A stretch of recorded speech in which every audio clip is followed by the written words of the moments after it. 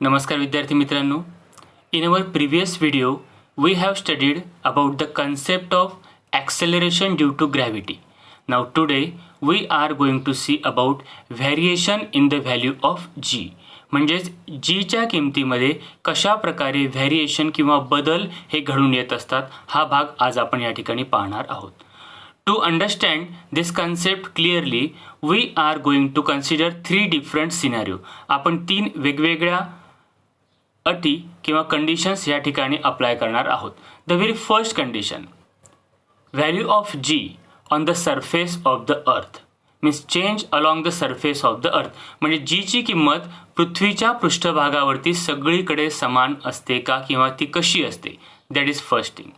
Secondly, if an object is placed at a certain height, जर का आपण ती वस्तू एका विशिष्ट उंचीवर जर का प्लेस केली तर त्या ठिकाणी असणारी त्या वस्तूवरती ॲक्ट होणारी जी ची value. Thirdly, if that object is place below the surface of earth, म्हणजे पृथ्वीच्या पृष्ठभागाच्या आतमध्ये खालच्या बाजूला नियर टू द सेंटर, त्या ठिकाणी और टुवर्ड्स द सेंटर रादर, त्या ठिकाणी जी ची किंमत कशी असणार आहे, that is the third condition. First we begin with the change along the surface of the earth, म्हणजे पृष्ठभागावरती जी ची किंमत कशा प्रकारे बदलते किंवा ती व्हॅरी होते. Friends, we know that earth it revolve around the sun, पृथ्वी सूर्याभोवती फिरते. Simultaneously it rotate around its own axis too, ती स्वतःभोवती देखील त्या ठिकाणी फिरत असते. Now friends, due to the rotation of earth its shape is quite different. We know that the shape of our earth it is not exactly like circle or a sphere, ती पूर्णपणे गोलाकार किंवा वर्तुळाकार नाही आहे. इट इज क्वाइट इलिप्टिकल, ती काहीशी लंबवर्तुळाकार आहे. त्या ठिकाणी पोलार रिजन आणि इक्वेटोरियल रिजन या दोघांमध्ये आपल्याला डिफरन्स त्या ठिकाणी डायग्राममध्ये पाहू शकतो. It is bulges towards the equator, equatorial पॉईंटला ती थोडीशी काय झालेली आहे, फुगलेली दिसते आहे. And towards the pole it is quite flat, थोडीशी सपाट दिसते आहे. What it indicate, it indicate that all the places on the surface of the earth have different distance from center of the earth. बरोबर आहे का, की पृथ्वीच्या केंद्रस्थानापासून पृथ्वीच्या पृष्ठभागावर असलेल्या प्रत्येक ठिकाणाचं जे काही डिस्टन्स आहे, जे काही अंतर आहे, ज्याला आपण त्रिज्या म्हणूया या ठिकाणी पृथ्वीची, ती कशी असणार आहे बरं, डिफरंट असणार आहे ड्यू टू द शेप और due to the elliptical shape of the earth. Let us consider, suppose as shown in diagram, R1 is the radius or the distance from the center to the pole. म्हणजे एखाद्या ठिकाण जर polar रिजनचं असेल तर त्या ठिकाणची जी radius आहे ती आपण या ठिकाणी आकृतीमध्ये R1 ने इंडिकेट केलेली आहे. R2 is the distance or radius from center to the any place on the equator. Equatorial पॉईंटपर्यंतची त्याची रेडियस ही त्या ठिकाणी R1 आणि R2 ने दाखवलेली आहे. So are both of these radius same or these distances are same? Definitely no. R1 and R2 you can see on the size also, they are having different parameters. त्यांची जी काही value आहे ही त्या ठिकाणी कशी आहे बरं, नक्कीच वेगळी आहे, डिफरंट आहे. What you can see, R1 is smaller than R2, isn't it? R1 he R2 पेक्षा कशी आहे, थोडीशी लहान दिसते आहे, स्मॉलर दिसते आहे. Now we have the formula to calculate small g, that is acceleration due to gravity. जीला कॅल्क्युलेट करण्याचं सूत्र किंवा फॉर्म्युला आपल्याकडे आहे. What it is, GM upon R square. In this फॉर्म्युले G is the gravitational constant, M is the mass of earth and R is the radius or that is the distance from the center of the earth to that particular place rather. So using this formula for the R1 and R2, how we can write it? G at the pole means value of G at the pole we can write as GM upon R1 square, isn't it? Means to calculate the value of G at pole we can consider the radius as R1. Now similarly, to calculate the value of G at the equator we will take R2 in place of R. So how we write? G at equator is equal to Gm upon R2 square. Now the value of G at pole and the value of G at equator, is it possible both are having the same value? Definitely not. What is the answer? The value of G at pole is greater as compared to the value of G at equator. म्हणजेच polar रिजनला ध्रुवीय ठिकाणी किंवा ध्रुवावरती जर का एखादी वस्तू असेल तर त्या ठिकाणी असणारं जी ची व्हॅल्यू जी काही आहे ही जी ची व्हॅल्यू कशी असणार आहे बरं? It is greater as compare to the one particular place at equator. So we can conclude here that the value of G is thus highest at the pole and decreases slowly with decreasing latitude. It is lowest is at the equator. म्हणजेच polar रिजनला किंवा पोलवरती ती जी ची value ही कशी असते बरं? Highest असते. आणि किती सांगितलेली आहे ती? 9.832 metre per second square. And at equator it is having very low value, that is 9.78 metre per second square. याचा अर्थ काय होतो की पृथ्वीच्या पृष्ठभागावरती जी ची व्हॅल्यू ही सगळीकडे सारखी नसते. पोलर रिजनला किंवा ॲट द पोल तिची व्हॅल्यू ही हायर असते 9.832 metre per second square. And at equator it is having quite low value having 9.78 metre per second square. Getting this point? Now we will consider for the second way. If an object is placed at certain height. To consider this, let us go for one diagram again. R1, it is the radius of our earth. That is the distance from center to the surface. म्हणजे पृथ्वीच्या केंद्रस्थानापासून तर पृथ्वीच्या पृष्ठभागापर्यंतचे जे अंतर आहे ते काय बरं? R1 आहे. Now there is one object which is placed and height up to h1 or having height h1. म्हणजे a हा एक ऑब्जेक्ट आहे की ज्याची हाईट किती आहे बरं? h1 आहे. कुठून मोजली हाईट आपण ती? पृथ्वीच्या पृष्ठभागापासून. Now since h1 is the height from the surface of अर्थ and the radius of earth is r1. So what is the total distance from center to that particular a point? What it will be? Yes, exactly. It is h1 plus r1. बरोबर आहे का? की त्या वस्तूचं त्या किंवा त्या ठिकाणाचं पृथ्वीच्या केंद्रापासूनचं जे काही डिस्टन्स आहे ते काय आहे बरं? या ठिकाणी r1 अधिक h1 या मिळून जी काही किंमत येणार आहे ती असणार आहे. बरोबर आहे. मग if we put the value in our regular formula, that is g is equal to gm upon r square. हा आपला g ची व्हॅल्यू कॅल्क्युलेट करण्याचा बेसिक फॉर्म्युला आहे. If we place that distances here, how we can write? g is equal to gm upon r1 plus h1 bracket square.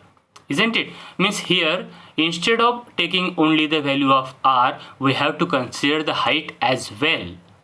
Now if the height is increases, जर का ती उंची आपण अशी सतत वाढवत गेलो तर जी च्या पॅरामीटरमध्ये काय काय चेंजेस होतात बघूया या ठिकाणी. It is given in the tabular form.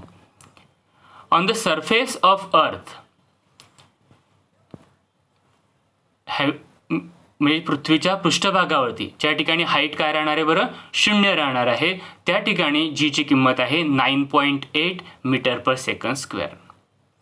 If we go quite higher on Mount Everest, जर का आपण माउंट एव्हरेस्ट जे जगातलं उंच शिखर आहे त्या ठिकाणी गेलो, जी हाईट म्हटलेली आहे 8.8 kilometre. At that particular place the value of G is 9.8. Again काय असतं, काय फरक पडला बरं याच्यामध्ये? आपण उंच तर गेलो आहे, 8.8 झालेलं आहे.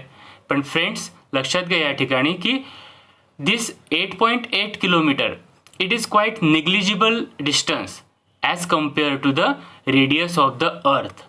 पृथ्वीच्या त्रिज्येच्या तुलनेमध्ये 8.8 किलोमीटर हे अंतर फारच निग्लिजिबल आहे. त्यामुळे आपल्या जे काही सूत्र आहे आपलं g is equal to G M upon R, त्यामध्ये ह्या 8.8ने तेवढासा डिफरन्स हा पडत नाही. So there is also the value of G is 9.8. Now third case, maximum height reach by manmade balloon, मानवाने सोडलेला एक फुगा, त्याची जी काही हाईट आहे ती कुठपर्यंत गेला आहे तो 36.6 किलोमीटर. आता मात्र थोडासा जीच्या व्हॅल्यूमध्ये चेंज दिसतोय and it reduces to 9.77. Next is height of typical weather satellite. आपण जे हवामानाचा अंदाज घेण्याकरता सॅटेलाइट सोडलेले आहेत त्यांची हाईट पृथ्वीच्या पृष्ठभागापासून जवळपास असते 400 kilometre. So at that particular place the value of g is again goes on decreasing, that is 8.7.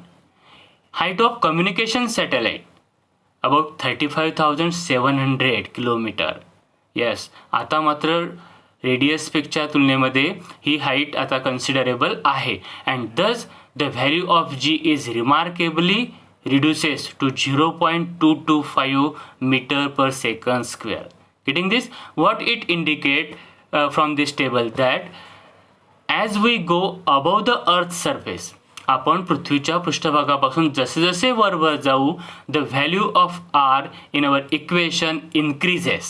बरोबर आहे का? आपण जे डिनॉमिनेटरमध्ये r घेतो त्या r ची किंमत काय होत जाते? वाढत जाते and as a result the value of g is decreases mathematically. बरोबर आहे? म्हणजेच त्या ठिकाणी आर जर का वाढत असेल R1 + H आपण या ठिकाणी जे म्हणतो आहोत ती जर व्हॅल्यू वाढत असेल तर definitely the value of g small g rather acceleration due to gravity ही काय होत जाते बरं? कमी होत जाते. This is the second case at particular height. Change with height variation with the change in height.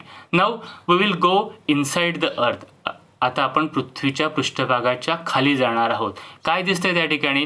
This is our regular earth. Okay, R1 is the radius of earth. As usual आपण आतापर्यंत दोन्ही उदाहरणांमध्ये g consider करतो आहोत ती. नाव point A, at that particular point below the surface of earth, पृथ्वीच्या पृष्ठभागाच्या खाली आपण एक पॉईंट कन्सिडर केलेला आहे ए. त्या ठिकाणी आता आपल्याला जीची व्हॅल्यू कॅल्क्युलेट करायची आहे. नाऊ आता ही कॅल्क्युलेट करत असताना आपल्याला डिस्टन्स, सेंटरपासूनचं डिस्टन्स किती आहे ते आपण म्हणजे आतापर्यंत जी आपण R1 ची व्हॅल्यू घेत होतो ती R1 ची व्हॅल्यू आपल्याला तशीच घ्यावी लागेल का? Definitely not. आता मात्र आपलं सेंटरपासून त्या ऑब्जेक्टपर्यंतचे जे काही डिस्टन्स आहे ते डिस्टन्स काय झालं आहे बरं? कमी झालं आहे. बरोबर आहे? म्हणजेच आता जो R1 आहे, जो सुरुवातीचा मोठा R1 आपल्याला दिसत होता तो मात्र आता काय झाला आहे? It is quiet reduce. तो ते डिस्टन्स आता मात्र काय झालं आहे? कमी झालं आहे. याचा अर्थ काय होतो या ठिकाणी? आपला जो ए पॉईंट आहे की ज्या ठिकाणी आपण जीची व्हॅल्यू कॅल्क्युलेट करतो आहोत तो पॉईंट आता रेग्युलर अर्थ सरफेसपेक्षा कसा आहे? तो थोडासा खाली गेलेला आहे. मग याचा परिणाम काय होणार आहे बरं? जर आपण डिस्टन्स कमी करतो आहोत तर आपल्याला अर्थचं मास देखील त्याच प्रमाणामध्ये काय करावं लागणार आहे? निग्लेक्ट करावं लागणार आहे किंवा त्याला ते आपल्याला सोडून द्यावं लागणार आहे, कमी करावं लागणार आहे. So value of M and R both are decrease. म्हणजे ह्या ठिकाणी आरची व्हॅल्यू जी आपण रेग्युलर रेडियस ऑफ अर्थ घेत होतो ती न घेता आता आपल्याला त्या पर्टिक्युलर प्लेसची व्हॅल्यू घ्यावी लागणार आहे. ते पर्टिक्युलर प्लेसपर्यंतचं डिस्टन्स कन्सिडर करावं लागणार आहे आणि त्याबरोबरच अर्थचं जे काही रिड्यूस झालेलं मास आहे ते देखील त्या ठिकाणी कन्सिडर करावं लागणार आहे. And as the result of this both value of M and R जी काही रिड्यूस होत आहे त्याचा परिणाम आपल्या सूत्रामध्ये आता हा काय होणार आहे की G is equal to GM/R² जे काही आपण या ठिकाणी म्हणतोय as combine result of change in R and M, the value of G decreases as we go deep inside the earth. म्हणजे मनात प्रश्न कदाचित तुमच्या असं आलं असेल की बाबा जसं जसं आपण उंच जातो तसं जसं जीची व्हॅल्यू कमी होत जाते. मग सर आपण जर का पृथ्वीच्या आत गेलो तर जीची व्हॅल्यू काय व्हायला पाहिजे? वाढायला पाहिजे. But it is not happen like that. असं ते घडत नाही. का बरं? Because height distance from the centre decreases.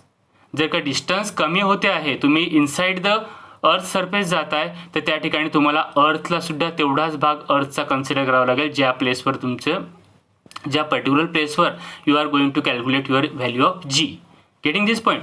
So the value of M and R both are reduce there and as a combine effect of that decrease in value of M and R दोघांची value जर का ती कमी होत असेल तर as a result काय होतं आहे बरं त्या ठिकाणी की जीची व्हॅल्यूसुद्धा त्याच प्रकारे ती कमी होते आहे. Means as a combined result of change in R and M the value decreases as we go deep inside the earth. Getting this point. म्हणजे आपण काय बघितलं, variation of G on the surface of earth, variation of g at certain height, and variation of g deep inside the earth. Getting this all 3 point.